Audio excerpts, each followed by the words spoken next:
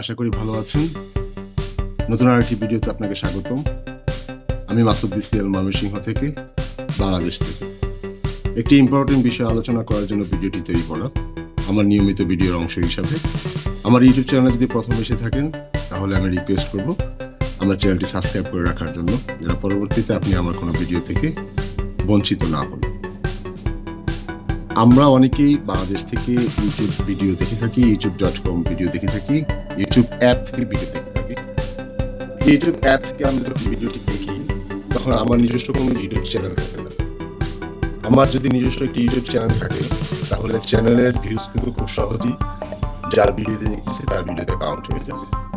ইদানিংকালে ঘোষণা অনুযায়ী ফেসবুক, ইনস্টাগ্রাম, হোয়াটসঅ্যাপ এগুলো প্লাসে চলে যাচ্ছে, এবং এগুলো ব্যবহার করতে গেলে হয়তো আপনাকে পয়সা দিতে হবে $3.99।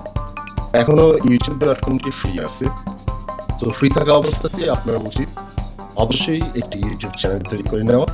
আপনি যে ইউটিউব অ্যাপটি ব্যবহার করতেছেন, তার প্রোফাইল সেকশনে গেলেই দেখবেন ক্রিয়েট এ চ্যানেল লেখা আছে। ক্রিয়েট এ চ্যানেলে যাওয়ার পরে আপনি ইউজার নেম দিবেন। ইউজার নেম দিয়ে আপনি আপনার চ্যানেলটি তৈরি করে রাখবেন, সাবমিট করে রাখবেন। এতে করে সুবিধা হলো আপনি একজন ইউটিউব ইউজার হিসেবে আরেকজন মানুষের ভিডিও দেখতেছেন, এবং তখন ভিউজগুলো কাউন্ট হইতে অনেক সহজ হয়।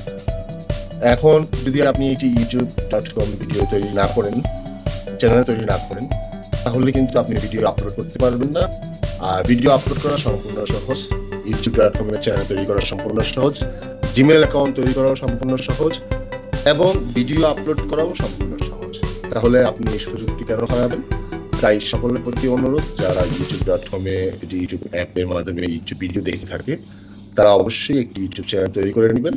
ভিডিও আপনি চাইলে পরে আপলোড করতে পারেন। ভিডিও আপনি দুইভাবে আপলোড করতে পারবেন, একটি হচ্ছে ভার্টিক্যাল, আরেকটি হচ্ছে হরাইজন্টাল। ওকে ফ্রেন্ডস, কথা হবে পরবর্তী ভিডিওতে। ততদিন পর্যন্ত ভালো থাকবেন, নিজের প্রতি যত্ন নেবেন। Till then, take care.